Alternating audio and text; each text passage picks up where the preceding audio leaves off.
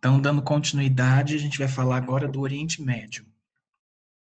Boa parte da geopolítica, hoje, ela decorre do período da Pax Britânica, que foi o período entre 1815, quando a França Napoleônica é derrotada, e 1914, que é o ano da Primeira Guerra Mundial.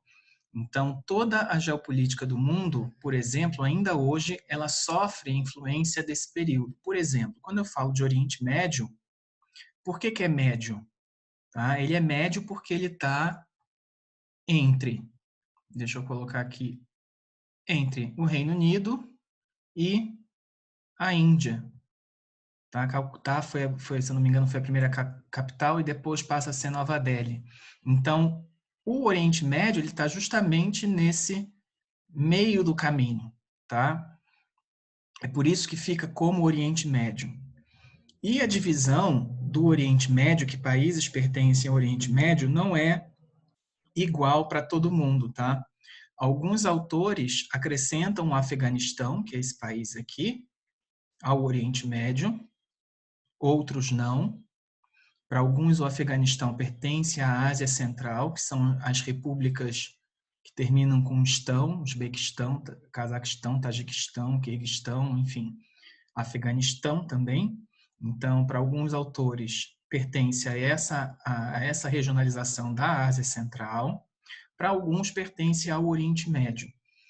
Assim como o Cáucaso, na época da União Soviética, era considerada parte europeia, mas hoje, predominantemente, é considerada parte do Oriente Médio. Tá? Então, deixa eu dar um zoom maior. Boa parte da história do Oriente Médio ela está vinculada ao desenvolvimento da região islâmica. Tá? A região islâmica ela surge na Península Arábica, tá? E vai se espraiar para todo o mundo. Vai atingir o norte da África, aqui, vai atingir toda essa região costeira, né? Ela pega o norte da África, basicamente, inclusive, por exemplo, inclusive o Senegal, norte da Burkina Faso, norte da Nigéria, tá? Coincidindo basicamente com Saara e com Sahel, e desce pela costa africana, pela Eritreia. A Etiópia é um país predominantemente cristão, mas Eritreia, Djibouti, Somália são predominantemente muçulmanos. E a ocupação muçulmana ela vai até o norte de Moçambique. Tá? Então, pega a costa norte de Moçambique, costa da Tanzânia, boa parte do Quênia, e também se espraia pela Turquia, nessa direção norte da Turquia até a Europa. Então, alguns países da Europa são predominantemente muçulmanos, ainda que não seja a mesma forma religiosa. A gente não pode dizer que o Islã da Arábia Saudita é igual ao Islã da Albânia, que está aqui. A Bósnia também, né, que teve a guerra civil, que teve a perseguição aos muçulmanos da Bósnia. Enfim, então são dois países predominantemente muçulmanos, tá? Ou com grande população muçulmana na Europa. Tá? A Albânia, a maioria é muçulmana, mas não é a mesma forma religiosa que a gente encontra entre esses dois, entre, por exemplo, a Arábia Saudita e os demais países do Oriente Médio. Tá? Então, a Turquia foi durante muito tempo um principal ator político do Oriente Médio. Né? A Turquia era o império, a sucessora do antigo Império Otomano. Houve a conquista de Constantinopla, que passou a se chamar Istambul, né? E o Império Otomano conquistou boa parte da costa mediterrânea africana, boa parte da Península Arábica. Então, foi um grande ator geopolítico nessa região. Tá? Com o enfraquecimento do Império Otomano, logo depois vai haver a secularização da Turquia e um conflito bem pesado, né, entre os turcos e os gregos. Então, haverá um grande movimento migratório de populações para os dois lados. Então, os turcos que moravam na Grécia vão migrar para a península, para a Anatólia, e os gregos que moravam na costa da Turquia vão migrar para a Grécia. Foi um conflito bastante pesado. Tá? Esse conflito entre gregos e turcos, ele vai se manifestar também no Chipre. Tá? O norte do Chipre, ele é formado pela República Turca do Norte do Chipre, que só é reconhecida pela Turquia. Tá? Mas o país está dividido, vamos ver se a internet ajuda, né, para mostrar, para melhorar a definição, mas o norte do país, aqui está a fronteira em vermelho, olha. Então, o norte do país, ele é formado pela República Turca do Norte do Chipre, que só é reconhecida pela Turquia. Tá vendo? Então, aqui a gente vê a divisão do Chipre. O Chipre é essa parte ao sul que é integrante da União Europeia. Tá? A parte norte não, por conta desse problema político-militar. Boa parte do Oriente Médio e dos conflitos do Oriente Médio hoje, eles vão estar relacionados à disputa entre esses países pela hegemonia política na região. E isso também tem um caráter confessional, religioso. A maior parte dos países muçulmanos são países de orientação sunita, tá? E como, por exemplo, Turquia, Arábia Saudita, Egito, e são diferentes entre si, mais uma vez, são correntes diferentes, mas são predominantemente sunitas, enquanto que o Irã é predominantemente xiita. A diferença entre esses dois grandes grupos está relacionada à legitimidade da sucessão de Muhammad. Tá? Não é muito adequado falar Maomé, embora seja comum na língua portuguesa ser falado Maomé, mas o mais adequado é falar Muhammad. Então, essas questões sucessórias do profeta vão dar origem a essas duas correntes principais que disputam, né, os países que herdam essas populações xiitas e sunitas, elas disputam entre si a hegemonia do Oriente Médio. Tá? Predominantemente xiita é o Irã, o Bahrein, que é uma ilha no Golfo Pérsico, a gente está vendo aqui, capital Manama. Então, o Bahrein também é predominantemente xiita, embora tenha um governo sunita, e boa parte do Azerbaijão também é xiita. Deixa voltar à internet, né? Boa parte da população do Azerbaijão é xiita, tá? E tem um lugar onde, obviamente, esses dois grupos convivem, nem sempre de forma pacífica, que é o Iraque, tá? O Iraque é um local em que esses dois grandes grupos estão vivendo sob o mesmo governo federal, né? O mesmo governo nacional, desculpa. E isso traz problemas. Então, ao longo da ditadura do Saddam Hussein, os xiitas eles eram perseguidos. Tá? A parte norte é predominantemente sunita, enquanto que essa região ao sul é predominantemente xiita. Tá? Então, há um conflito geopolítico entre Turquia, Irã e Arábia Saudita. Tá?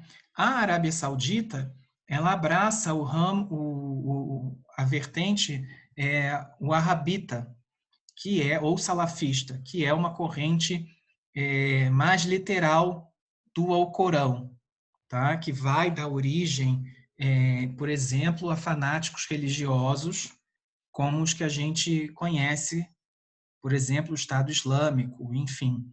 Essas correntes mais fundamentalistas, elas estão vinculadas de alguma forma ao arabismo. Então, esses três países, eles têm uma disputa geopolítica entre si pela hegemonia da região e do mundo muçulmano. Tá? Um outro ator geopolítico fundamental para compreender o Oriente Médio é Israel, que não é um país, é um país oficialmente judeu, é um Estado judeu, né? Isso está escrito, e que tem armas nucleares, enfim, tem um poder muito grande, militar, tecnológico, e é o quarto, é um dos quatro países fundamentais para a gente compreender a geopolítica do Oriente Médio. Então, de certa forma, a geopolítica do Oriente Médio ela vai estar relacionada justamente em algum momento, em algum lugar, à geopolítica desses quatro países. Tá? Turquia, Irã, Arábia Saudita e Israel. Tá? O conflito da Síria, que está em aberto até hoje, é justamente por conta de uma corrente xiita, os alauítas do Bashar al-Assad, que tem o controle político e militar do país, que é de maioria sunita. E é uma ditadura, então não é exatamente um regime democrático que os combatentes estão, inclusive os islâmicos, estão lutando contra. Tá? Então, essa questão da Síria, ela é importante também, porque ela é um caminho, né, do Irã até o mar Mediterrâneo. Deixa eu dar um zoom maior aqui, que vai ficar mais fácil de entender. Embora o norte do Iraque seja predominantemente sunita, nessa região norte do Iraque, que é riquíssima em petróleo, ainda muito pouco explorado, há a predominância da população curda. Tá? A população curda é um povo sem Estado. Os curdos eles estão presentes na Armênia, em boa parte leste da Turquia, que é uma parte estratégica por conta das nascentes do Tigre e do Eufrates. Tá? Então, os curdos eles predominam nessa região oriental da Turquia. Estão presentes nessa região norte da Síria e estão presentes também no norte do Iraque e no noroeste iraniano. Então, é um povo que está bastante espraiado pelo território do Oriente Médio, mas que não tem um Estado próprio. Tá? A gente viu recentemente a Turquia querer combater o poder dos curdos, principalmente porque os curdos, boa parte deles é de orientação de esquerda, seculares, a gente vê a participação feminina no conflito, coisa que não é comum para outros países muçulmanos, e, obviamente, o conflito entre turcos e curdos é algo de bastante tempo já, tá? De décadas e décadas. Até porque os curdos eles ocupam uma área importantíssima estrategicamente, que é a nascente, né? Essa área úmida mais úmida do norte daqui do Oriente Médio, que tem as nascentes dos rios Tigres e Eufrates. Então, é bastante importante esse conflito em relação à população curda. Tá? A população curda ocupa essa região e não tem um Estado próprio. E a guerra do Iraque, depois da deposição do Saddam Hussein, os curdos eles estão lutando por mais autonomia, embora nenhum dos estados, talvez à exceção de Israel, dê suporte à independência curda. Estados Unidos não apoiam, a Rússia não apoia, e a tendência é que eles permaneçam sem um Estado próprio por não ter condições de sustentar uma guerra sozinhos, sem suporte, tá? Numa área que é cobiçada por todos os principais atores geopolíticos do mundo, Rússia e Estados Unidos, e do próprio Oriente Médio. Tá? Lembrando que a China também tem um impacto cada vez maior sobre esses países do Oriente Médio. Mas o Kurdistão não é um elemento de suporte para atuação política nas relações internacionais de nenhum país do Oriente Médio. Talvez a exceção seja Israel, mas até que algo se concretize, e os armênios também, desculpa, lembrei dos armênios. E aí eu já falo do Cáucaso, pronto, antes de descer para a Península Arábica. Essa região do Cáucaso é o limite formal entre Ásia e Europa. Tá? O Cáucaso é uma cadeia de montanhas, como a gente está vendo aqui pela imagem de satélite, que vai dividir Ásia e Europa. Mas, durante algumas décadas, esses três países, Geórgia, Armênia e Azerbaijão, eles fizeram parte da União Soviética. Tá? E o sistema russo, e soviético também, né? Começa na União Soviética, tem uma profunda preocupação de estabelecer essas repúblicas autônomas, tá? São povos circassianos, os adigueus, os chechenos, o Daguestão é um melting pot, é um monte de etnias, línguas próprias, enfim.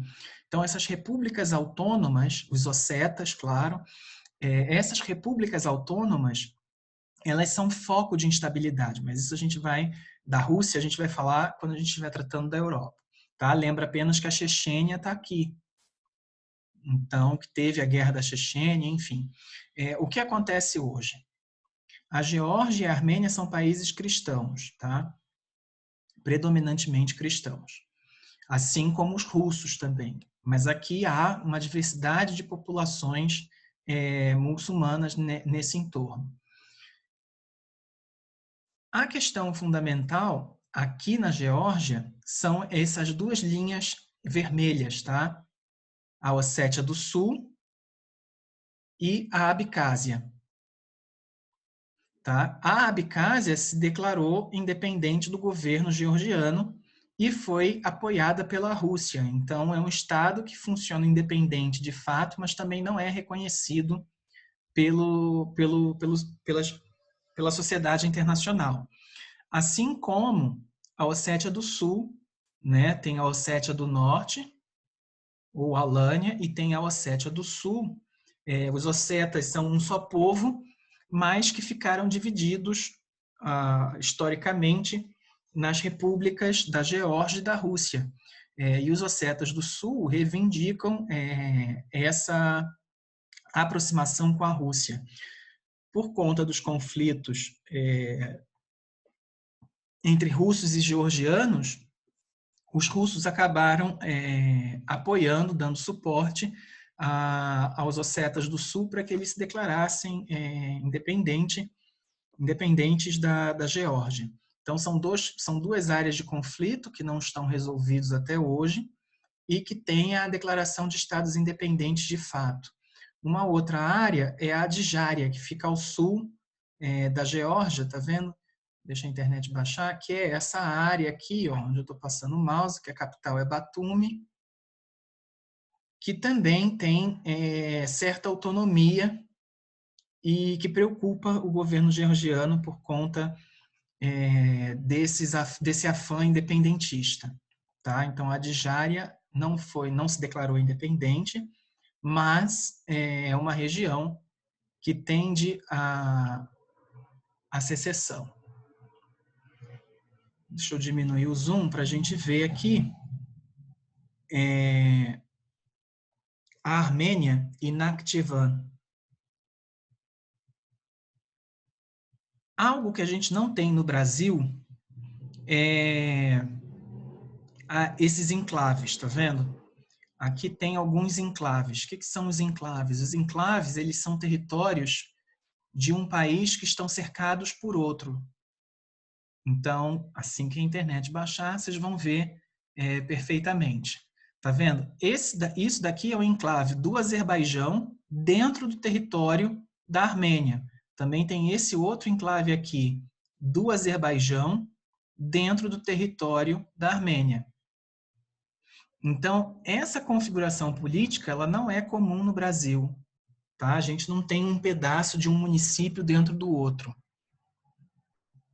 É muito difícil encontrar. Eu, no Brasil, desconheço isso. A gente poderia pensar como enclaves os territórios quilombolas e as terras indígenas, tá? Mas isso é uma outra discussão. Internacionalmente, tem essa relação dos enclaves. Então, aqui é o enclave, repetindo, azerbaijano no meio do território armênio. E aqui tem mais um, que é um enclave armênio no território azerbaijano, tá? Onde eu estou com o mouse. Descendo também tem outro enclave. Isso é muito comum nas ex-repúblicas da União Soviética, vários enclaves, tá? E aqui tem Nakhchivan, ou Nakhchevão, que provavelmente é o português de Portugal. A gente no Brasil não tem uma tradição de tradução desses termos geográficos, muitas vezes. Eles não estão traduzidos, a gente não usa, né, a tradução que existe em português. Então, em português a gente vai ouvir mais frequente, aqui no Brasil, Nakhchivan, e aqui está Nakhchevão, adaptado à língua portuguesa. Então, aqui tem um outro enclave, né, onde eu estou passando o mouse. Nakhchivan é um enclave, um semi-enclave, porque, afinal de contas, ele não está cercado pelo território de um único país, mas é um território azerbaijano, tá, que não é contínuo. Então, entre o território do Azerbaijão e Nakhchivan, que pertence ao Azerbaijão, tem a Armênia. Tá? Isso é um problema por conta... Nakhchivan vive pacificamente, mas aqui, Nagorno-Karabakh, deixa eu ver se vai aparecer. Não está aparecendo, mas Nagorno-Karabakh é essa região aqui, a capital é Stepanakert. Tá? Nagorno-Karabakh é um enclave de população étnica armênia, cercado pelo Azerbaijão. E por conta de disputas internas do Azerbaijão, a Armênia ela invadiu o território azerbaijano e anexou boa parte do território de Nagorno-Karabakh ao seu território.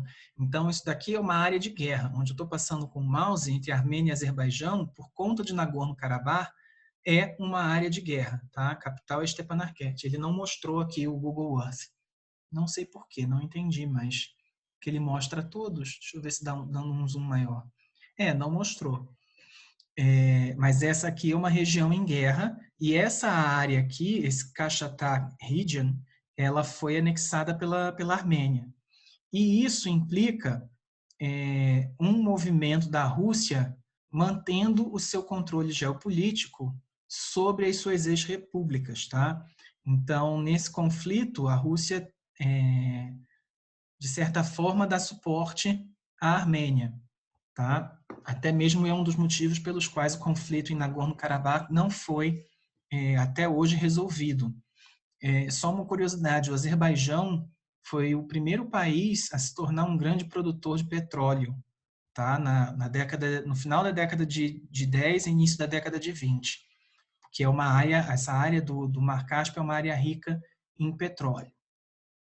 Depois é que se expande para o restante do Oriente Médio, mas uma das áreas principais no início da exploração do petróleo é o Azerbaijão. Até hoje é um grande produtor, um produtor importante, mas não chega à produção da Arábia Saudita, enfim, do Irã, do Iraque, dos países do Golfo Pérsico. Então, voltando aqui, essa área ela tem populações xiitas. O Líbano, deixa eu colocar aqui para dar um zoom maior. O Líbano é uma área de influência francesa, né, no período das grandes guerras, enfim, no período colonial e das grandes guerras. E o Líbano ele tinha um equilíbrio político entre cristãos maronitas e muçulmanos, tanto sunitas quanto xiitas. Mas esse equilíbrio ele foi quebrado e teve origem a uma guerra civil bastante atroz também, que depois houve o envolvimento de Israel. Beirute era uma cidade financeira do Oriente Médio à época, e praticamente todo o Líbano foi bastante devastado por conta dessa guerra civil. Então, hoje, aumentou a participação política dos xiitas na política libanesa. E isso é importante porque essa primazia, esse aumento da importância, quer dizer, da população xiita sobre o Líbano está relacionado ao papel regional exercido pelo Irã.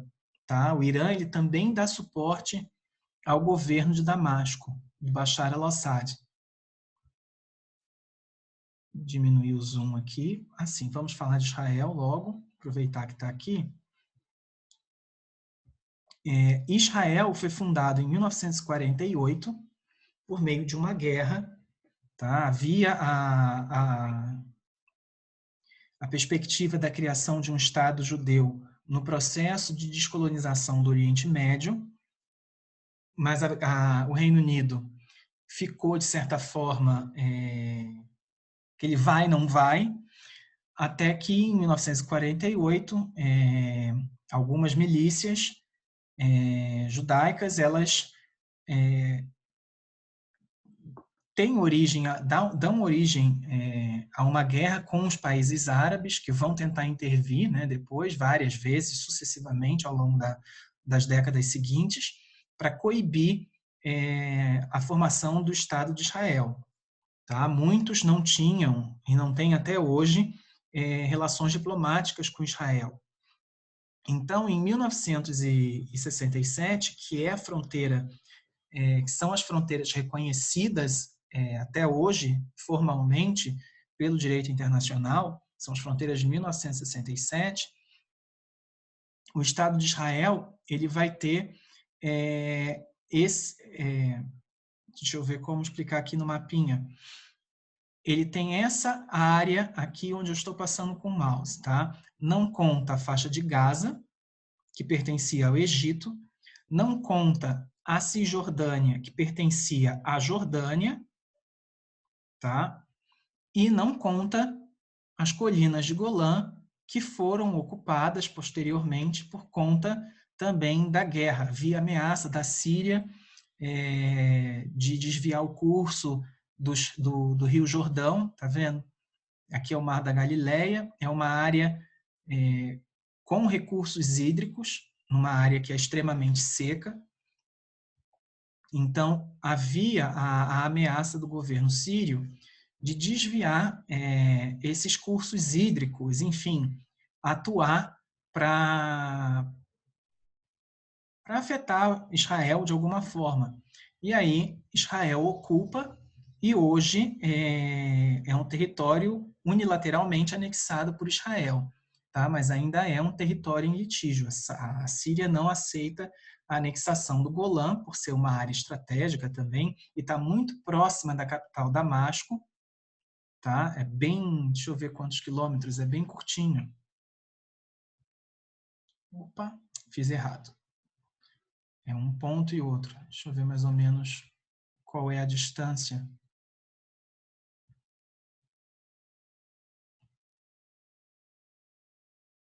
Opa, apertei errado. Fiz o caminho e não a distância. Desculpa, gente.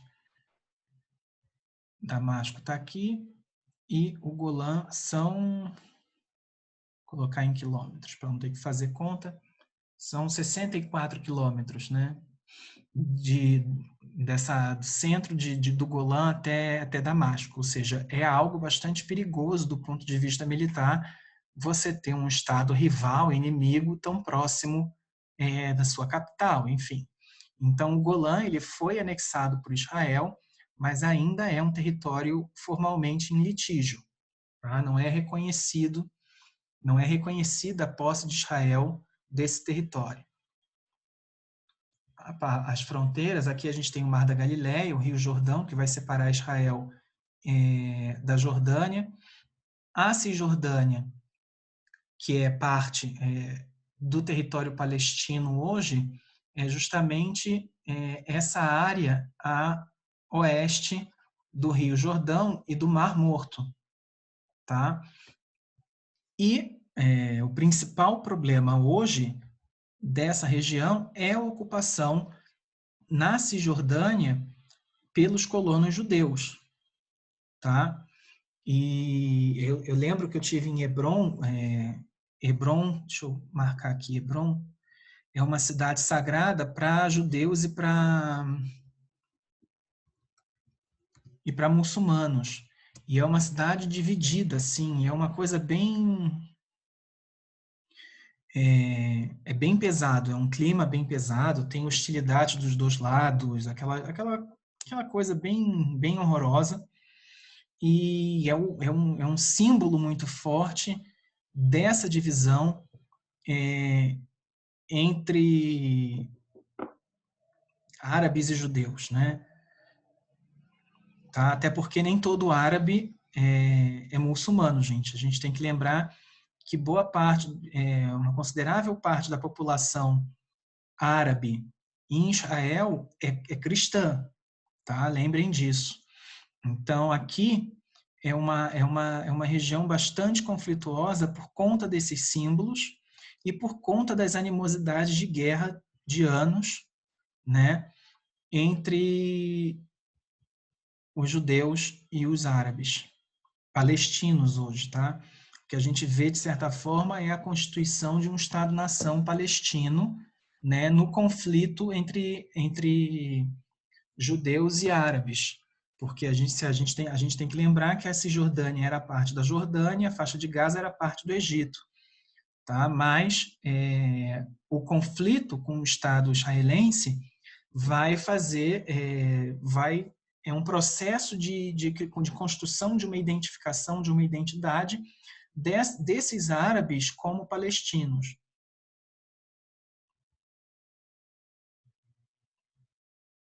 Então, aqui a gente já vê bem, né, quando eu estava no avião saindo de Tel Aviv para Amman, e dá para sentir perfeitamente, até o ar fica diferente, assim. Eu passei muito mal na Jordânia. Eu fui a Petra, deixa eu colocar Petra aqui, que é Acaba. Petra está no meio do caminho, tá por aqui.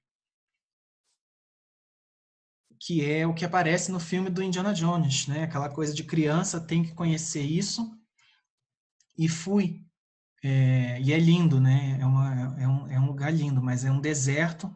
E é engraçado porque isso também é algo geográfico que a gente deve pensar, né? A gente vê no filme, é tudo lindo e maravilhoso, mas quando a gente está ali, é bem diferente, porque cheira a bosta de camelo, né? E meu nariz sangrava porque é deserto, né? Aqui deve ter talvez até as imagens do Street View. Alguns sítios arqueológicos no mundo têm imagem com Street View, depois vocês vejam, é lindo. Que era uma rota antiga, enfim. Então, assim, toda essa região ela sofre bastante com esses conflitos entre conflitos interconfessionais, entre grupos religiosos ou interétnicos, tá? E toda a Constituição do Estado de Israel, desde a formação do Estado de Israel em 1948, ela vai estar relacionada a essa oposição, tá? Tanto que vários estados árabes e muçulmanos não reconhecem o Estado de Israel. Então, houve a Guerra de 48, né, que foi a de independência, depois tem a de 67, que é quando Israel anexa o Sinai, tá, que vai ser devolvido anos depois ao Egito, por meio dos acordos de Camp David. E tem a guerra em 73 do Yom Kippur, do Dia do Perdão, que é um feriado judeu, uma data religiosa, e aí os países árabes ao redor atacam Israel. Enfim, é meio cão e gato, tá? Aquela coisa é triste isso, né? É bem pesado. Mas Israel se tornou uma potência militar muito forte, né? Com armas nucleares, enfim, tecnologia, é uma das principais potências tecnológicas do mundo, e é um conflito que está longe de ser resolvido por conta da extrema-direita israelense. Tá? É estranho a gente pensar que há uma extrema-direita em Israel, né? Não faz muito sentido, às vezes, isso. Mas, enfim, há, e a extrema-direita israelense ela nega a possibilidade da existência do Estado palestino nas fronteiras de 1967. Tá? O Iraque, a gente já falou, né, da separação entre xiitas e sunitas, e do equilíbrio interno entre curdos, sunitas e xiitas no Iraque, um país que está, desde que houve aquela mentirada de o Iraque possuir armas de destruição em massa, né, o país nunca mais se estabilizou. E era um dos países que tinha um padrão de vida mais alto, tá? Em relação aos demais países do Oriente Médio. O Iraque tinha invadido o Kuwait, né, achando que ninguém ia reagir, e o tiro saiu pela culatra, né? O tiro do Saddam Hussein saiu pela culatra. Aqui a gente tem a Península Arábica, tá? Que tem o Iêmen, Omã. Omã e os Emirados Árabes Unidos, eles também têm essa realidade política do enclave. Deixa eu dar um zoom aqui. E é engraçado porque tem o enclave do enclave. Tá? Só uma curiosidade para vocês verem que com o Google vai dar para ver bem. Só esperar a internet baixar. Enfim. Aqui está o enclave de Omã. Deixa eu dar um zoom maior, agora já está aparecendo a geometria. Que é o enclave de Mada. E tem o enclave, que é esse daqui, dentro do enclave, no meio de Omã. Então, como é que a gente vai entender isso? Aqui é território dos Emirados Árabes Unidos, tá vendo? Fujairah é um dos 7, se não me engano, são 7 emirados. E aí tem aqui no meio dos Emirados Árabes Unidos, esse pedaço onde eu estou passando com o mouse, tem a mãozinha, pertence a Omã.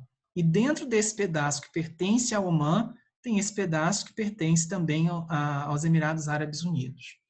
Tá? É uma realidade geográfica que a gente não tem no Brasil, em relação a estados. Não tem um enclave do Paraná dentro de Santa Catarina. Isso não ocorre. E desconheço isso também com municípios. Mas na Suíça tem, enfim. Então, aqui a gente tem uma área que é fundamental, que é o Estreito de Hormuz, tá? Que é por onde sai boa parte do petróleo extraído, do petróleo e do gás natural extraídos no mundo. Então, essa região é uma região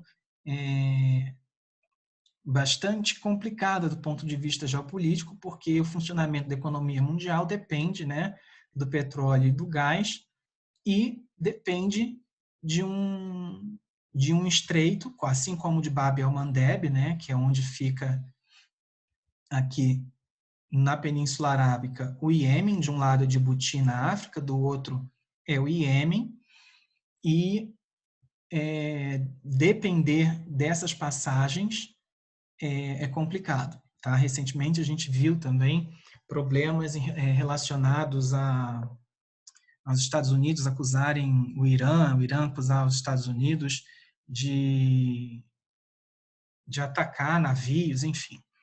Então, a gente tem esses outros países, Bahrein, que é uma ilha, né, como eu já tinha falado, Catar, Emirados Árabes Unidos, o Iêmen está em guerra civil por conta da minoria xiita, que é apoiada pelo Irã e é combatida pela Arábia Saudita. Tá? Então, e uma companhia brasileira de armas chegou a exportar armas para o Iêmen, o que nos situa também, né, num conflito internacional. Esse conflito também está longe, pelo visto, de terminar. Aqui tem o Irã, né, que desde a Revolução Islâmica de 79 rompeu as relações com os Estados Unidos, né? Tem um filme, eu esqueci o nome do filme agora, meu Deus, que é o que tem o que fez Gênio Indomável com Matt Damon, esqueci o nome dele. Deixa eu colar aqui no Google. Qual é o nome do menino? Ben Affleck, isso. Agora, qual é o nome do filme do Ben Affleck sobre o Irã? Que é Argo, que é bem legal esse filme. Então vejam esse filme, que é que é a história do resgate dos diplomatas americanos. Enfim, esse filme é muito bom, que é com Ben Affleck. Ele conta um pouquinho de como era o Irã às vésperas da Revolução Islâmica. Então, o Irã, né, também tem bastantes grupos étnicos distintos, não é só persa, né, mas o Irã é a base se chamava Pérsia, é a base da população persa, e é predominantemente xiita, e é um ator geopolítico que luta para ver a sua expansão de poder ao redor do mundo. Tá? E, por fim, deixa eu dar um zoom no Afeganistão, né? Alguns colocam o Afeganistão no Oriente Médio, outros não. Eu já falo agora do Afeganistão. O Afeganistão é aquela interrogação para o mundo desde décadas, tá? Porque é um território que não conseguiu ter um controle efetivo, né, das grandes potências nas últimas décadas, né, pelo menos no último século. Então, os britânicos não conseguiram ter um poder completo sobre o Afeganistão.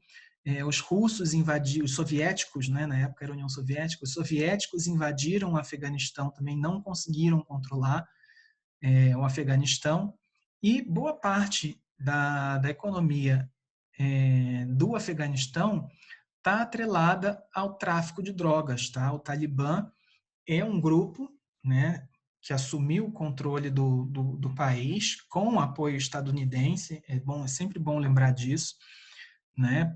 Para combater os soviéticos, os Estados Unidos apoiaram os grupos islâmicos para combater os comunistas, né? Época da Guerra Fria e tal. Então, os Estados Unidos apoiaram esses grupos islâmicos mais radicais, entre eles o Talibã. O Talibã ele vai tomar conta do poder no Afeganistão, mas boa parte do que dá suporte ao Afeganistão é o tráfico de drogas, tá? Que faz heroína, o ópio. Então, assim, boa parte dessa economia e desse discurso que é ultra fundamentalista, ele é fundamentado pelas drogas, tá? A gente pensa no Afeganistão e a gente lembra também dos Baixa Base, né? Que é uma tradição de basicamente escravização sexual de meninos. Então, é um país que a homossexualidade é proibida, mas que tem institucionalmente a figura dos baixa base, tá? Que são escravos sexuais menores de idade, 14, 15 anos, tá? Às vezes até mais novo. Então, a gente não deve fazer uma leitura maniqueísta, né? Não é só o Afeganistão, nem sempre foi o Talibã. A gente tem, durante um tempo, circulou umas imagens do Afeganistão na década de 60, do Afeganistão não, de Cabul, capital. Capital é sempre diferente, né? Enfim, e o Afeganistão ele vai sofrer um processo de radicalização política, de exclusão feminina, em função da Guerra Fria, dos conflitos da Guerra Fria, como, por exemplo, a expulsão dos comunistas com suporte norte-americano, né, que vai dar origem àquelas coisas que a gente está acostumado recentemente a associar ao Afeganistão, né, que é a mulher de burca, o Talibã, um regime opressor que condena a meninas na escola, enfim. Então, lembra que não é só isso, né? Então, boa parte desse discurso fundamentalista e moralista se fundamenta no tráfico de drogas, tá? E tem a instituição dos baixa base também, que mostra que é um discurso relativamente hipócrita. E o Afeganistão ele é importante por conta da sua posição em relação à Ásia Central, tá? O Afeganistão ele não tem saída para o mar e recentemente, por conta da aproximação dos Estados Unidos com o Paquistão, o Afeganistão ele poderia ser uma rota de abastecimento, de conexão com o Oceano Índico desses países da Ásia Central, né, de exportação de gás, de óleo, enfim, pelo Afeganistão até o litoral, tá? Só que como os Estados Unidos fracassaram no Afeganistão, isso até hoje não é uma realidade. Mas há essa possibilidade de comunicação entre as repúblicas do centro da Ásia e o Oceano Índico por meio, né, dessa ligação que passa necessariamente pelo Paquistão, que é um papel muito próximo que o Irã exerceu. Tá? A teoria do Mackinder fala do acesso, né,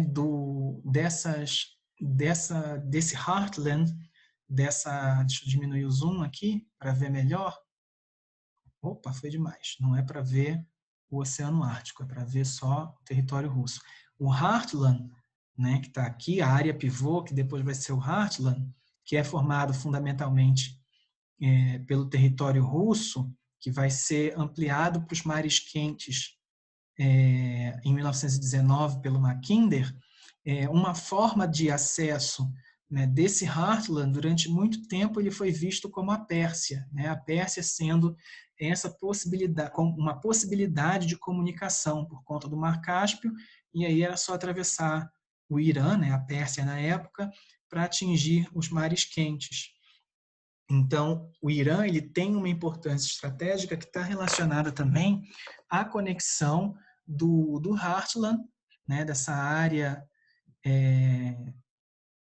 geopolítica, com o oceano. Tá? Então, o Irã, durante um tempo, os persas, né, foram vistos como uma possibilidade de poder anfíbio que exercesse influência tanto sobre o poder marítimo quanto sobre o poder terrestre do Heartland. Essa parte do Oriente Médio eu finalizo aqui.